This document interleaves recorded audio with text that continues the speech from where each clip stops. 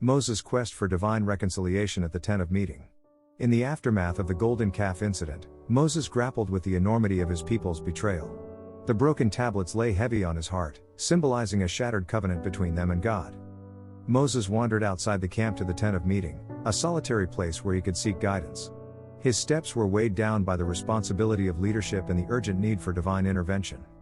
As he entered the tent, the world outside seemed to fall away. Here, in this sacred space, Moses hoped to find a way to mend what had been broken. He knelt down, feeling the cool earth beneath his knees, and began to pray.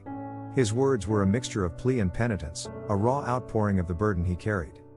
The silence of the tent was profound, almost palpable. Moses waited, heart pounding, for a sign or word from God. This was a pivotal moment, not just for him, but for all of Israel. Slowly, the presence of God filled the tent.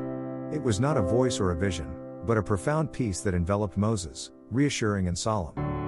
Moses spoke of his fears, of the people's waywardness, and his own uncertainties. He sought wisdom on how to lead them back to the path they had forsaken. In the quietude that followed, Moses felt a shift. It was subtle, but it was as if understanding began to dawn on him, light filtering through the clouds of his doubts. He realized that his role was not to judge but to guide.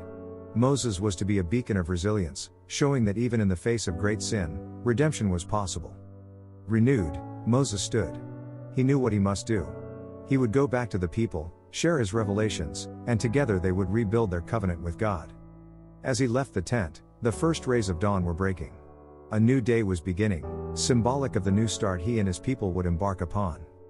Moses gathered the Israelites and recounted his experience, his voice steady and full of conviction.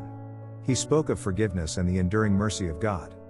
Together, they set forth to create a new set of tablets, symbols of their renewed commitment to follow the divine path laid out for them.